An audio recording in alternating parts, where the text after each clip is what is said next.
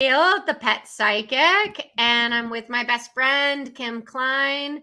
She's an intuitive counselor. And we're here doing our weekly lives Thursday at 2 p.m. Eastern.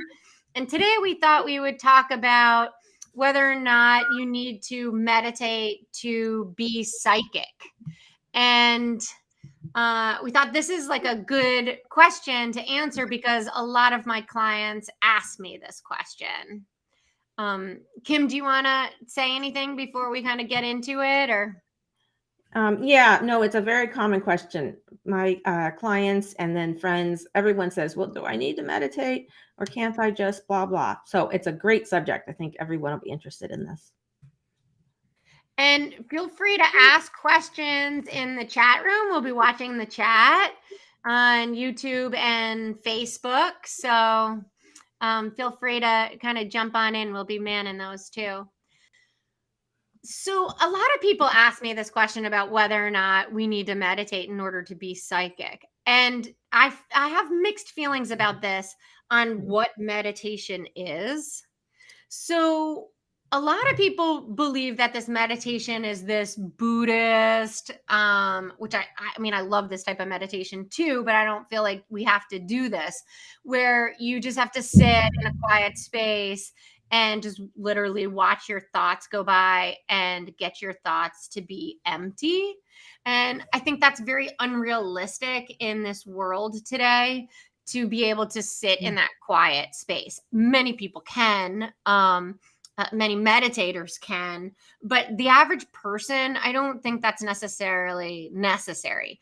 But I do believe that it's important that if you want to become a pet psychic or a medium or a tarot reader or whatever your modality would be, just wanting to listen to your animals more, or listens to your spirit guides or your ancestors on the other side or your loved ones on the other side, I think it's important to have some type of meditation practice and to bring that into your everyday life. If I didn't meditate, I meditate every day. If I didn't meditate every day, I get anxiety. So I definitely notice like the days where I don't do it. But I listen to music, like I'll listen to Dr. Joe Dispenza meditation, which has a lot of music and it's a very guided, or the Monroe Institute. There's a lot of different meditation apps that are guided meditations. I think those are easier for people because it gives them something to concentrate on. The main part of meditation is to just start to get to know yourself, get to just to explore your thoughts, like what are you thinking, and explore the feelings that you're having in your body, and then explore how energy moves throughout your body. And I really feel that if you take that time to become more aware of yourself, just what are you thinking? What are you feeling? How do you think? Do you have, do words go in your mind, or do you think in visuals or pictures? How do you feel in the energy in your body? Do you feel it stuck somewhere? Do you feel it release out of you? Can you feel it come back into you? Can you explore through your body and then out towards the universe and then feel that energy come back? And those things are all very, very important to me so that I'll know if something else is trying to talk to me. So if I hear a pet trying to say something to me, or a deceased loved one trying to say something to me, or a spirit guide, or just nature, I'll be able to recognize it because I'm used to exploring those spaces. And whether I do them, I think it's important to have a time of day where you sit down and you're in a quiet place and you do them, but you can also do it online in the grocery store or at the stoplight, or if you're waiting for a phone call, or just take any time out of the day just to explore. Yeah, and I think that there's a lot of people that need more even basic meditation training than that, because they haven't felt their body, or they're not even aware of what some sort of sign and feeling in their body feels like. Even if they're feeling it, they might not feel it because they have so many emotions and thoughts and just things throughout the day going on. So I think even before looking for feeling the feelings in their body, they need to learn what their body first feels like just doing a normal thing, like what their normal feeling is as their person. And then once they start meditating and they meditate on a regular basis, then they'll be able to feel something different. So that wasn't me. That's a different feeling coming here. But for me, it took a long time to understand what my body was feeling like versus what's that feeling that just happened. Did I just feel like this flutter, or did I feel like I was lifting out, or did I feel like tingles somewhere in a weird spot? And learning about that and realizing, hey, that's something that's coming to me that's not me. And so that process took a while. And I think for some people it will take a while. Just like my husband, when I say, okay, go inside, blah, blah, blah, do you feel your body doing anything different? He's like, no, but it's because he hasn't crossed into practicing enough to feel No, what and it he's feels like a like. martial arts guy. So you would think that he would, of all people, would feel his body. He feels his body, but he doesn't feel anything different. He's still in the I feel my body as my body, but I don't feel any external feelings coming to my body. And I don't feel my body giving me signs coming up from the inside of it that something is telling me something. He's still sort of locked off. Yeah, well, maybe he doesn't feel his body is because from doing all that martial arts, that he has a very strong boundary. And so because any type of that martial arts is going to bring up that energy throughout your body and create that natural boundary around his body. So he might not be able to feel anything because his boundary is so strong. So that's true. Yeah, so he has to think, he has to like make a conscious like intention. Okay, I'm going to release my boundary and allow something to come in. That's fascinating. Okay, I got to think about that and talk to him about that. That's interesting. Yeah, that's a good one. I'm going to think about that one. It's cool. I mean, because he's a sensitive guy. It's not like he's not going to feel anything, you know? No, and his energy and his body, he generates it and pushes it out. Exactly. So that whole like barrier, this critical edge and then further threshold, you're right. It's probably just locked up. It's like I'm pushing energy out where I want it to go and how I want it to go. Yeah. I don't even know if I would call it locked up because like I try and get there. You know what I mean? There's like a lot of meditators that try and create such a boundary that we are safe from outside forces, right? Or we are protected in a way.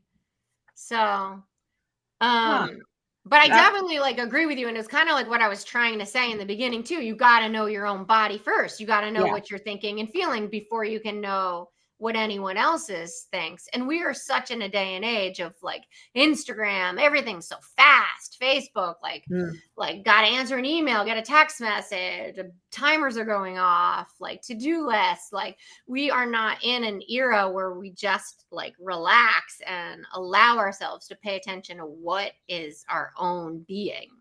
Yeah. It's so important. That's totally true. And all of those waves of energy that are coming in all different frequencies, they're bombarding us. It's like we have to shut those things off. Shut that TV, shut that radio, shut that computer. Those waves will disappear and we're left with us, our waves of energy. Yeah. And all those people who are diagnosed with like chronic fatigue and, you know, all those other autoimmune diseases and things that make them so exhausted. I mean, I believe that they have that diagnosis, but I also wonder, like, are you just so empathetic and do you just not have that space within you that then does what your husband is doing, you know, which creates a boundary? Because if you can know yourself and know your thoughts and feelings, then you are so full up that you can't be affected by other people's stuff and the world or the sadness that's around you. One of the greatest things that meditation has done for me is create that energetic boundary around me, so that if I'm in a session, or if I see like all this animal abuse, or if I see stuff that's so sad for me, it's almost like I have a bumper. It doesn't come and like wreak havoc on my heart anymore, because I have this stronger energetic bumper from meditating that then protects me from that overwhelming pain that we get from being empathetic. You know, what's interesting is Amani just mentioned something. Yoga, Tai Chi, and crochet helps her meditate. And here's the thing that's true.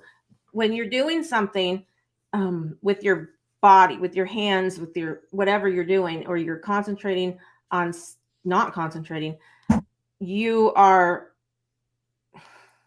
putting yourself into a meditation. So you can have a walking meditation. If you're walking and just breathing, it will put you there. If you're driving, like I drive, and that's sort of like my daily meditation naturally, is a driving meditation.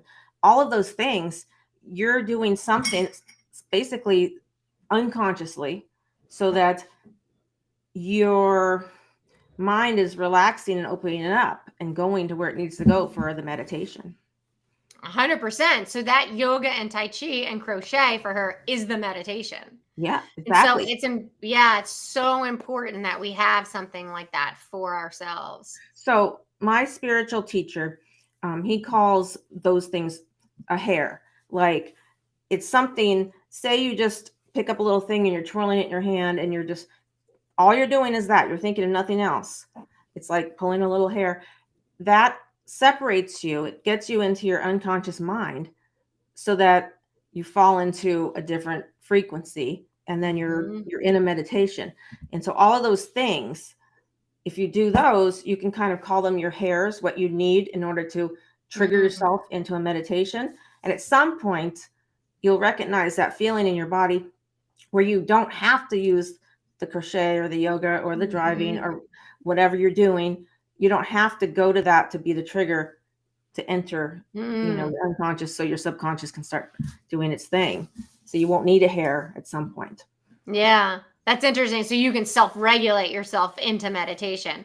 It's like how I talk about thinking about our energy states, or our being as being on a frequency. And if you could picture a radio dial, and the higher on the radio dial, the higher frequency we are. So the higher we're into meditation, or into a walking meditation or a living meditation, the lower frequency we are, the lower we are and out of that state and in more into a chaotic state.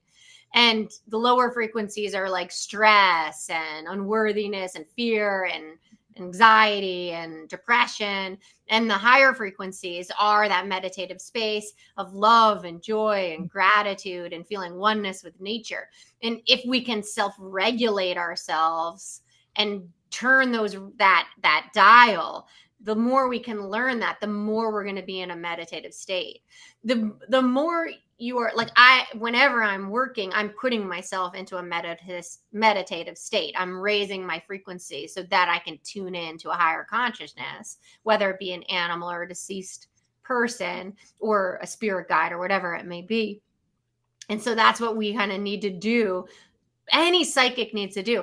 I actually was listening to another psychic. I don't know if it was like on YouTube.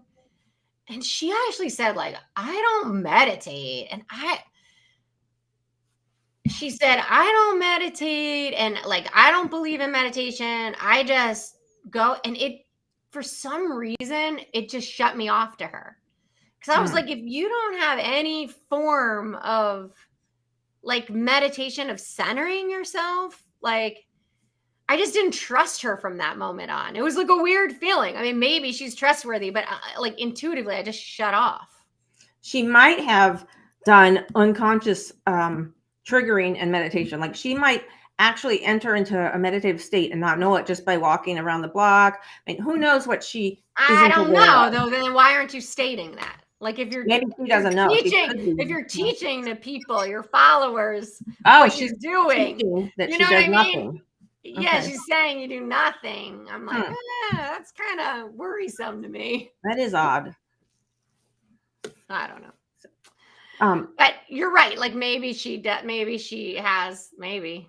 well, who knows? But the fact that she says she doesn't is something to It question. worries me because I Yeah. think we all need that. And like, if you want to be an intuitive being, you have to know how to calm yourself to that frequency or to that hair or whatever you want to call it. Yeah.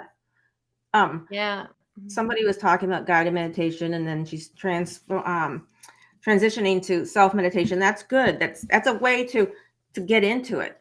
Like, but I look at different meditations as having different purposes for me. So, like guided meditations, um, I love them. I love when someone else is guiding me somewhere because it turns off my mind. And instead of me having to turn my own mind off, because when you try to turn your mind off, sometimes you can't do it. I mean, you have thoughts Yeah. coming in, but when you're getting a guided meditation, like my mind is on the guide and going somewhere, and all of a sudden my mind's off, and I become part of that guided meditation, and it Yeah. boom. So I think guided meditations are really good, whether they're where you start or whether you do them frequently when you feel like it. I think they're really good to add into your meditation repertoire for sure. 100%. Yeah, 100%. And sometimes like listen to the same guided meditation because then your body then becomes like it knows, your unconscious knows what's going to be next. Hmm. I love Dr. Joe Dispenza's his chakra that he calls them energy centers, his meditations, because then your body just kind of knows what's next and you can kind of feel it starting to move there already. You kind of train yourself to a Yeah, routine. Yeah, which I exactly. love. Yeah, That becomes just entering into that particular meditation is the trigger itself that gets you into your mm, meditation. true. Yeah. And Barry Goldstein is a musician. He actually did the music for my meditation CD. If any of you guys are interested for that, that's a guided meditation CD to connect with your animal in the afterlife, and how to help them pass away and how to Mm. connect in with them after they've passed. But Barry also has meditate. He does a lot of Dr. Joe's meditations as well. He does a lot of like spiritual teachers meditations, but he also just has music that you can use on its own, which is so beautiful too. He's a great person to follow. Um, I'll put his stuff on in the comment section below the video when it's posted on YouTube. But that's something that you could do too, is just use music to get you into that zone, to get you into that state. Mm-hmm. I'm reading some comments. Okay.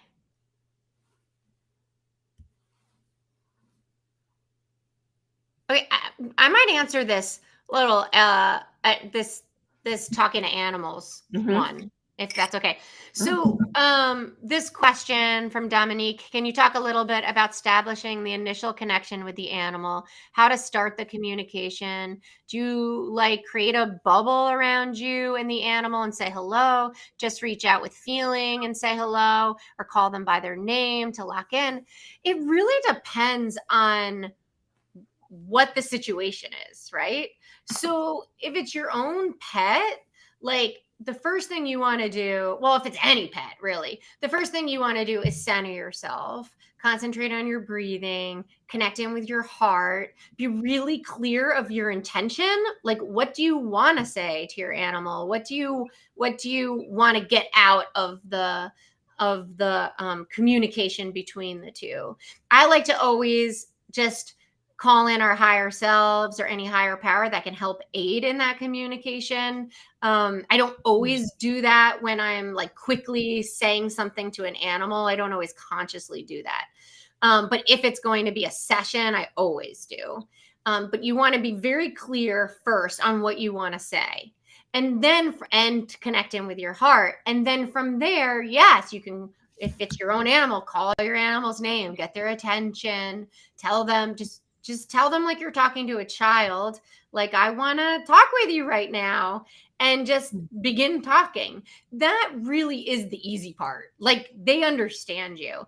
The main thing is you just want to stay in the positive and create in your mind and in your body and in with your words what you want them to do rather than what you don't want them to do. So let's say you're talking to them about coming to you. You want to say, I want you to come when you are called, and actually picture them calling. So you want to stay away from saying, don't run away from me, because all they see is them running away from you and the chaos of them running away from you. So you can say, I'm upset when you run away from me, and you feel the upset and see them running away from you. And I'm really happy when you come back to me. Like, come when you're called, So that really is the easy part. You just have to get centered within yourself, be clear on what you say, and just say it, and they'll get it. Animals are amazing that way. And that it goes to just spirituality in general. You don't say the negative, say the positive. So you're telling the dog, come to me, not don't stay away. And whatever you want, you say the positive and not the negative. Like, I don't want all these problems. You don't say that. You say, I'm happy with no problems. So it works with everything. Yeah. So true. So true. It's a way to train yourself just into a way of life, like you were saying, like if you have problems, you want to say, like, I don't want all these problems. You want to say how happy you are with life and feel that. Exactly. And see how that manifests in your life. And if you catch yourself doing the negative, just get yourself back on track, make a note. Oh, I caught myself there, and get back on track. And don't dwell too much that you were in the negative. Yeah, exactly. Yeah, Edna kind of talks about COVID and how COVID was a silver lining for her because it gave her a time of solitude to dive into meditation. And that was a gift. I've heard that a lot. Like, people have become more artistic. They got to do more of their projects that they wanted to do. It's really people turning a negative situation into a positive one, raising their frequency and being creative. If you stay in that, like, if Edna, I don't know, Edna, if this was you, but I would imagine if Edna was in the fear of COVID and the fear of what's going to happen and the fear of can she provide for herself, it would be hard for herself to dive into that meditation. Or she could have used meditation as a way to raise her frequency and release that fear. Because when we're in meditation, we're raising that frequency, and fear can't live in that higher frequency. So good for you, Edna. Totally. So for some people who don't know other types of meditation besides guided meditation, I'm going to tell them about a few. I mean, there's two of them. People probably know about transcendental meditation. And to me, that's the simplest meditation. And it's not, in the beginning, it's not really even, they don't advertise it as a spiritual meditation. It is a meditation that helps you get rid of anxieties and emotions and things in your mind that are just clogging up everything, so that once it's gone, then you can start feeling the messages and the spiritual connections. And with TM, your mind is not, it's doing nothing except you're saying something inside a word that is not a word. So your brain has nothing to connect to. And so it'll start chipping away at the solid mass of crap in your brain. When people say garbage, so wait, first tell people like what TM, like what you're actually saying, like a word over and over again. It's like a mantra. It's not really a word. So your teacher gives you a word, and it's based on what year you're learning. It's based on all this stuff, but it's a sound. Like, some people think, oh, it's Om, but it's that, or it's some other sound, and you're just saying it in your head, and it has zero meaning. And because it has zero meaning, you can't start visualizing what it is. Like, it's not chair, because then you're seeing chairs. It's something that you have nothing to lock onto. And so then that could be a meditation, no chair, if you wanted it to. If you wanted it, but that'd be a different kind of meditation. So, because you want to clear your mind of the stuff that you're constantly thinking and worrying about. And so, to me, that's a good start. Transcendental meditation is a really good start if you have just so many thoughts in your head and so much stuff, and to start chipping away. because once it's digestion of the emotions is what it is. And so you start Interesting. chipping it away, and then your mind is clear. It has more space. It could feel free. And then you can start feeling and thinking different things and feeling different thoughts coming in. So you do that twice a day, 20 minutes each. But, if you do it once a day, that's at least you're doing it. If you do it once every 2 days, you're still doing it. It's best to do it on a regular basis. But if you at least start, you'll start feeling some difference. And so once you start feeling that difference, then you can add into your meditative practice visualization, because your subconscious has some space to be able to move through, and you're not, as many thoughts are not going to come in and interrupt you as would if you hadn't started getting rid of those thoughts. So I think you can add different meditations to your practice for different purposes. And then the self-guided meditations, my main meditation, which I learned from my spirit teacher, Tom Brown Jr., it's called a long form. And a lot of people do this. It's when you start with your body and you do segmented muscle releasing, and then you're really heavy, and then you visualize and you feel yourself flying. And then you walk down this path, and it gets kind of more detailed. That kind of thing. That becomes a visualization of like going to like a meditative space in your mind, like a power. Like you have a place you're space. going in your mind. You're leading yourself on a path to get to where you're going. Yeah. And that, the more you do that, the more you start seeing things in your mind and feeling them and living them while you're going down your path. So that's a self-guided meditation. Yeah. So I like to start with just paying attention to nature. Like, see if you can synchronize your body or your energy with nature, like whether it's the wind blowing or the sun or a bird chirping or, whatever you're seeing in nature, to see if you can feel like how nature feels, if you can become a part of nature. I think that's a beautiful meditation to start with too. I agree. Yeah. That's yeah. Yeah. Another thing to kind of just point out is that everyone has different ways of feeling. Like, some people are very visual, and it's very easy for them to have a guided meditation, that these pictures will just form in your head when you're talking about walking down your spiritual path, right? But I also know very unbelievably talented psychics and meditators that during guided meditations will just be able to feel the space. They won't be able to visualize it. There's no visualization at all. There's just the feeling of what it would feel like to walk down the path, or the feeling of the space, So to be really non-judgmental of yourself, if you can't actually visualize or actually feel, like, just do whatever you can do and just follow that. And from there, other things will happen. Some people will just feel tingling in your body, or they'll shake in their bodies. Just stay there. Like, you don't have to actually do exactly what the guided meditation is telling you to do, or the type of meditation is telling you to do. Explore your own self and see what's right for you. You're totally right. It's about the feelings.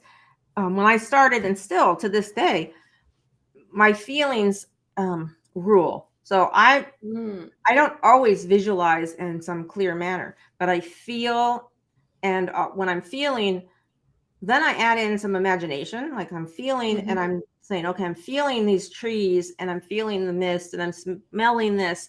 And then at some point I'll end up maybe getting a flash of what I'm feeling. So yeah, feelings, I think, are the most important over actually visualizing, because if what you're seeing, it could just be making it up. Like when I said, sometimes I just imagine it, but the feelings are true. So yeah, whatever works for you, whatever comes to you. Also, to have a really clear intention about what do you want out of meditation, right? Yeah. So we kind of brought this up as like, do you need to meditate in order to be a psychic and hear your animals and hear from spirit, right? But if you want to have an out of body experience, that's another way you could Mhm. use meditation, or to use meditation to consciously dream more, or to use meditation to heal your body. That could be one, right? So there are Mhm. many ways, or to heal someone else. You could use meditation as a jumping post. So I feel like meditation should be your starting point for everything that you do.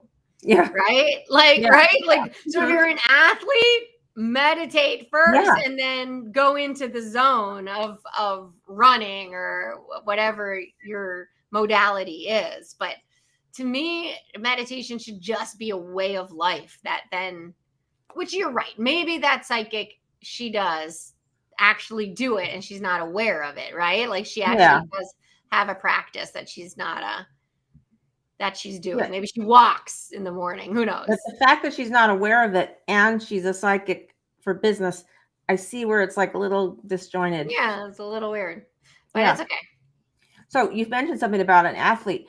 Totally true. And there's been scientific versus spiritual, which I think it's the same, but studies about athletes that have envisioned, and only for like a couple weeks, only envisioned them doing perfect baskets and whatever, all their training. Mhm.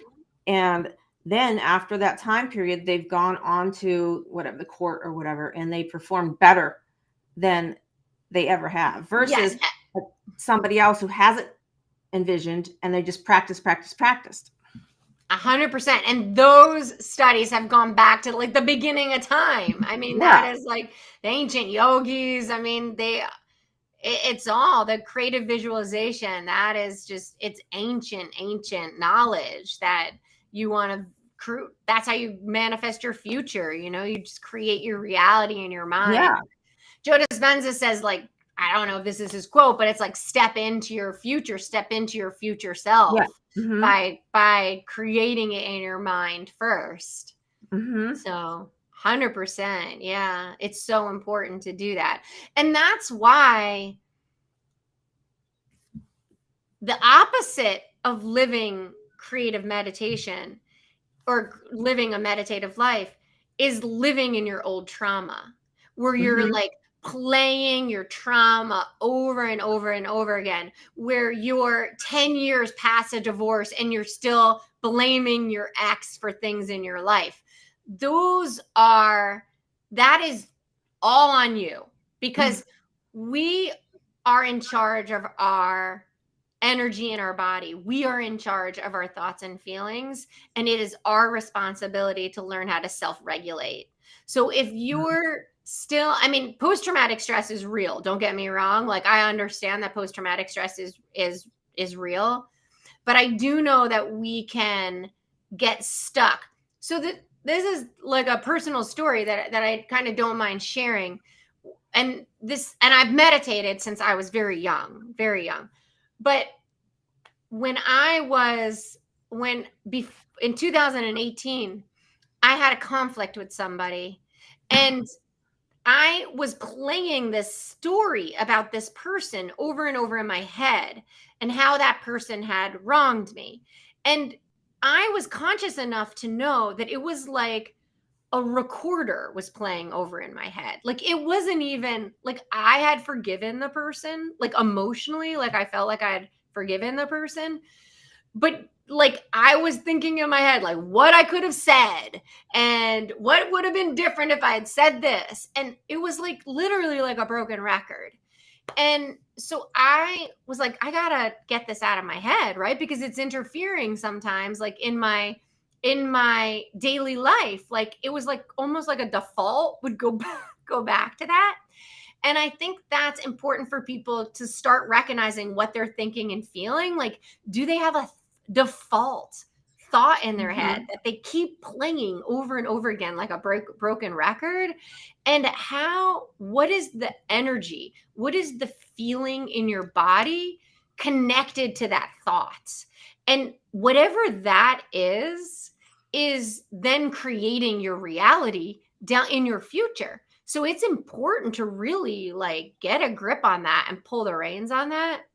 Well, I went to a Dr. Joe retreat with the intention of like letting go. And I've been a meditator. Like I knew how to meditate to like let this go.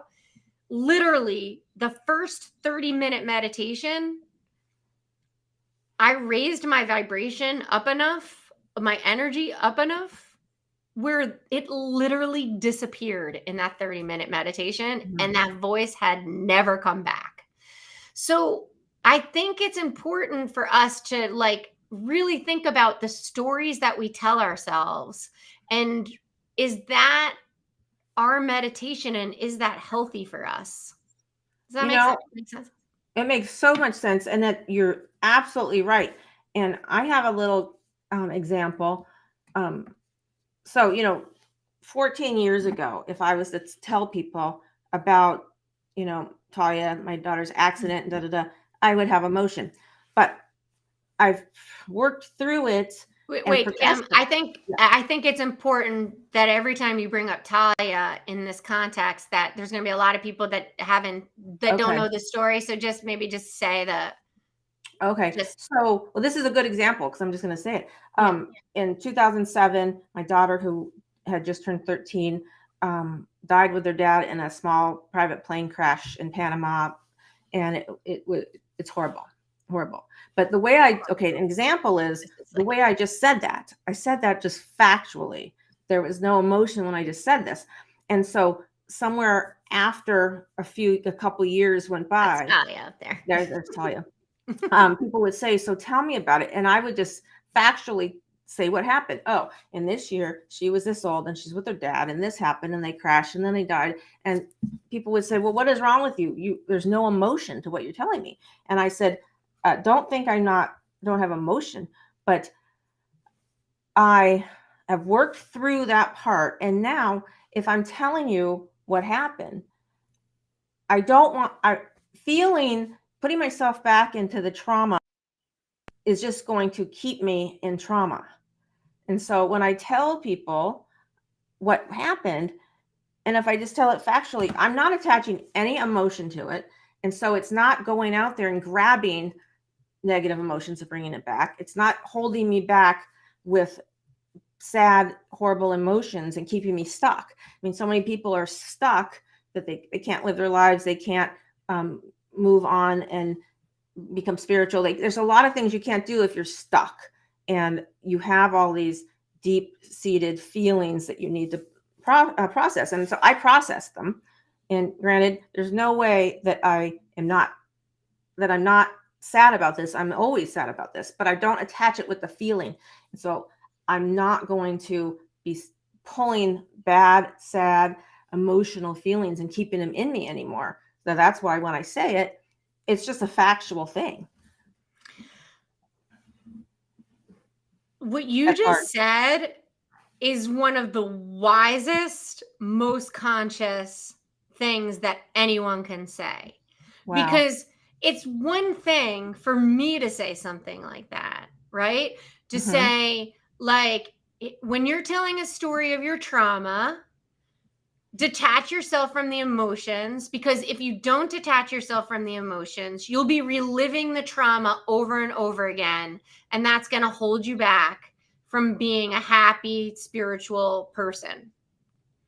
But here Kim is, who lost her daughter, and she is sitting here today telling you that she has overcome herself and has done so much work on overcoming her emotions and self-regulating herself back to a place of joy and gratitude and love of life, that she can tell the story of her trauma, of her daughter leaving. And because I think this is important, it's important to share the story, but every time you share the story, if you're feeling it, you're going to be hurting yourself over and over and over again in such a deep level. So I really want to commend you in that. I think that is absolutely beautiful. And I think that if there's one thing that people learn today, is to be able to do what you just said. Well, thank you. Now, hearing you say this, I'm going to cry. Will make me cry. Exactly. But it's a different kind of cry. Yeah. It's really beautiful. Thank Really you. beautiful. I'm going to add one little thing to this. A few years after, and I was at a healing class where I was learning different healings, and the healing teacher said, okay, tell us what happened. And I just blah, blah, blah, blah, blah. And then this healing teacher was horrible. We left the class early because the healing teacher then said, I think you're blocking your emotions. You're not healing. You're this, this, this. And I'm like, what are you talking about? I was more evolved in that healing realm than he was. And he's supposed to be the teacher.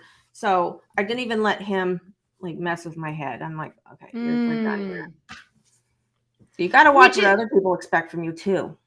Yeah, which is really interesting, right? So that's it's interesting because he probably didn't feel that. He wanted you to feel, right? Mm-hmm. I mean, he should have listened to you when you said, I felt it. You know, this is where I'm at. That's where he went wrong. I don't think he went wrong by saying, hey, do you need to feel? Do you need to feel it? Mm-hmm. Yeah, but he went wrong by not listening to you when you said that you did. Exactly. Because I think that's really important too, is that when you start to have a meditative practice and you start to recognize what you're thinking and feeling, then when someone gives you constructive criticism, you know, whether it's that time or another time, you can say, is that me? Do I need that? Mm-hmm, Or do I not need that? And then not have an emotional attachment to it. It'd be like, okay, no, I feel like I worked through this. This is your stuff, not mine. Or oh yeah, maybe you're right. Maybe I do need to go deeper into this and feel more. Yeah, that's where he wasn't spiritually evolved, that he couldn't hear you and understand your growth you've already done. Yeah, exactly. Yeah. Well, now I feel like I've actually accomplished something. You know. What do you mean? Now it reinforces the fact that I know that I've accomplished something.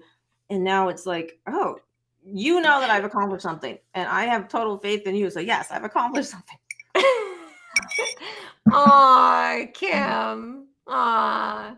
So feedback is important. I think that's like having a community where you can talk to people and you can and share your story and hear feedback, and people tell you like, oh, I've seen that you've grown, or that's important to have, because otherwise you don't know it. Yeah, exactly. Right? Yeah, you don't know it. Thanks, Edna. Yeah, it's beautiful. Notes. Thank you. Yeah. So there you go. Yeah. Yeah. Kim has some powerful wisdom on healing trauma. That is for sure.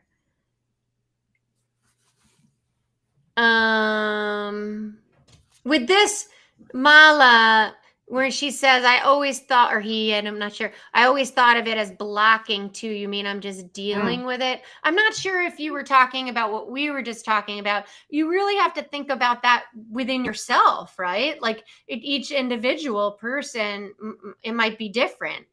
You know, you might not. And also to know, like, who do you feel it with? Like, maybe there is deeper levels that Kim can feel it through and to deal with it, and like in that trauma. But where's that safe space to do that? You know, is it when you're just telling someone, you know, at a class, or just telling someone or is it when you're in it doing a ceremony, or, you know, it depends on where you are. There's always deeper levels of healing. But that trauma where you're just like crying about trauma, you know, like that's when you really have to pay attention to yourself. Yeah. And what Mala said, you have to be aware of yourself, whether you're blocking or if you have worked through it.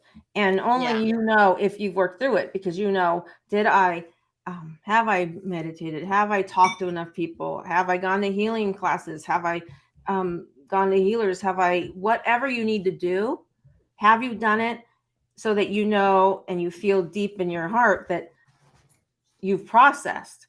Because some people are blocking it. If you just don't process, if you don't talk about it, if you don't work through the feelings, if you don't let yourself cry and have the emotions and whatever, that is blocking. You have to let the feelings out, for them to process. And like, I know for a 100%. fact I've left them out, seriously. And Yeah. so some people, you have to be aware that you need to work through them in order to process, or you possibly are blocking. Mm-hmm. You can't just blow it off. Right. And to pay attention to, like, when you're telling the story, what is your intention when you're telling the story of trauma? Is your intention to relive the trauma? Is your intention to get sympathy? Like, what's your, a long time ago, I was many, like forever, years and years and years ago, I was married, and I was married to an addict. And when we were getting divorced, I went to Al-Anon. Well, Al-Anon is a, like a 12-step program. It's like Alcoholics Anonymous, but it's for people who have alcoholics and people who use in their life. So it's not for the users, it's for the people who have the users in their life. And there's so much wisdom in those rooms, in both those rooms, AA and Al-Anon. And they don't let you complain. They don't let you sit there and like tell your sob story of your addict loved one. They like are like, okay, what about you? Like, where's your growth in this? Like, where can you do better? And I really learned that in those rooms. Like, you don't stay in your trauma. You get out of it. You don't place the blame on someone else. So if you're sitting there listening to yourself like complain about someone or complain about a situation, really turn it back onto yourself and think, where do I need to do the work? And think about what's your intention doing that. Yeah. And you can think about, what am I complaining about and who is it? Because sometimes you don't even need to have them in your life. So why complain about them? Go. You don't need this person. Totally. Yeah, there's no rule that everyone in your life needs to stay in your life. Why does that time more important than feeling your heart, feeling joy, getting into creativity, right? The more you live in that space, the more you're going to build up your own boundary, and you're going to attract in people who are going to treat you better, situations that are better for you. Yeah. Yeah. And that's big with Kabbalah. It's your movie. Who do you want in it? And do you want your movie to go this way, or are you going to kick out that person and have it go that way? Yeah, totally. I think this has been a really interesting discussion. Yeah.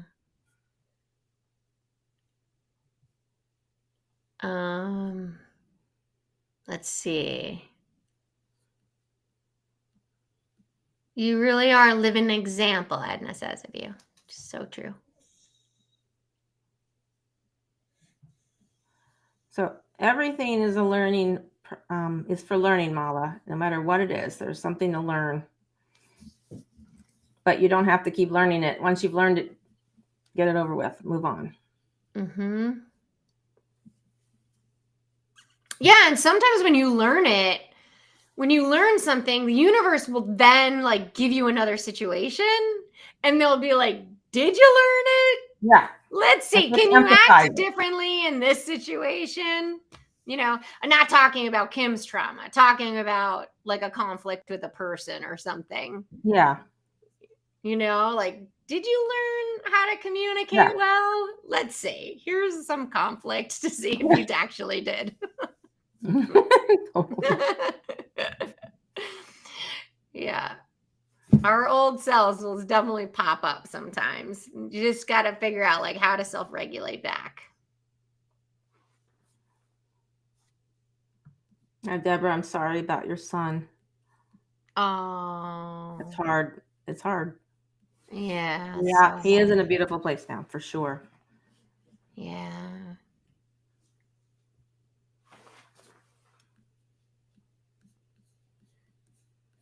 Oh, so cute. Deborah, you should, if you haven't watched it already, you should watch our live video on connecting with your loved ones in spirit, like Signs from the Afterlife video. And that would be a good one.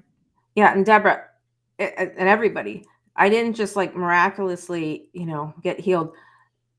a lot of my healing took place because of what my daughter Talia said from the spirit world. And Laura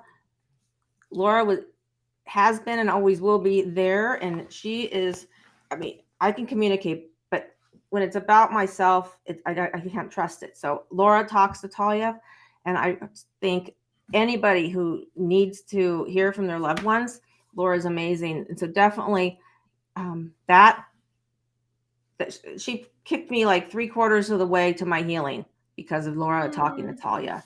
I mean, Aw. seriously.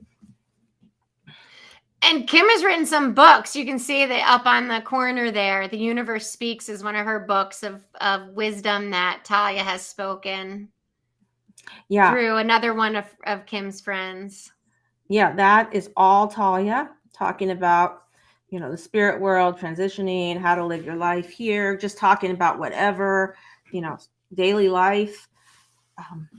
I knew someone who didn't believe in spirit communications. And then when she read that book, like halfway through reading Talia's words, all of a sudden she heard from her dead uncle. So it can be powerful, but you have to want to read sometimes just about, hey, what are you doing today? Versus not every sentence is, a spiritual lesson, but the lesson is spirits don't have to talk about something so important. They can just talk about what you did today. I mean, that's the biggest lesson of all. They're here with us. Yeah, they'll often say things like, oh yeah, I went to the hairdresser, and like the person would have like just gone to the hairdresser or something. Yeah, exactly. So they're always saying like they're there with you at those little times, that you don't even know that they're there. They're there, the monumental times too, but also just the little things. Yeah. So beautiful. The person that's I'm no therapist, but that's a really good question. And I think we've talked about that at another YouTube, but you've put protection. So you ground yourself and you just go through what you need a certain process to protect yourself.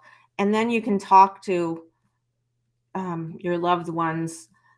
You do need to kind of be aware. I mean, it's not so the question is, how does one get past the fear of connecting and communicating with the beyond?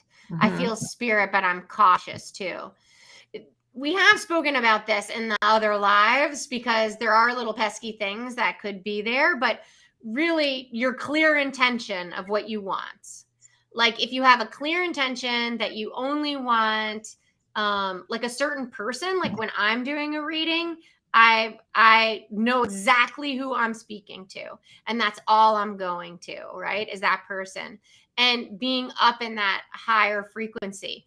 The higher frequency you reside, which is in your heart, there's like this thing called brain heart coherence, where if you are feeling the power of your heart and the frequency of your heart, it goes up into your brain and out towards spirit.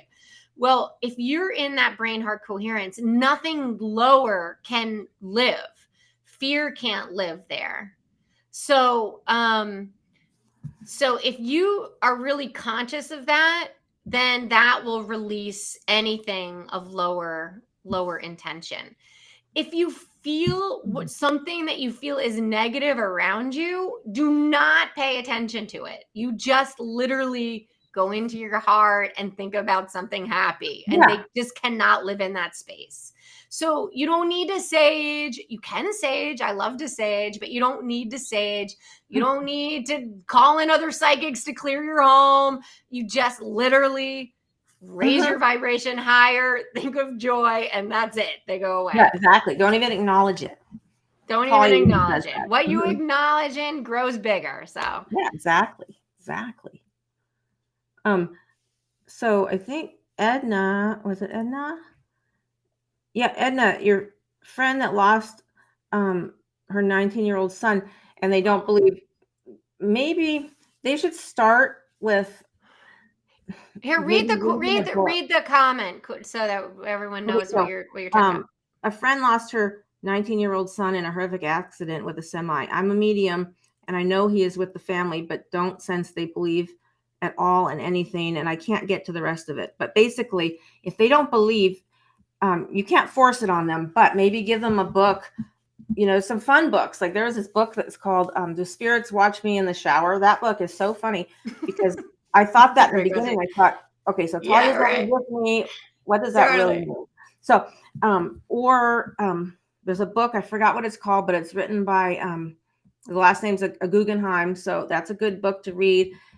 And it's examples of these people having spiritual contact and discussions. And sometimes it opens the door to someone who doesn't believe to go, maybe I should think about feeling for this feeling from my loved one, or maybe I'll read more and learn more about it, how to do it. Maybe they'll say, no way, I don't believe, I'm not reading the book. But like my friend who didn't believe, she read halfway through Talia's book, and then all of a sudden she heard from her uncle. So sometimes that happens. So maybe just give them a book or two. Yeah. It's hard when you're a psychic medium about like whether or not you can reach out. Like people who are open, like they want to hear, but like people who aren't open.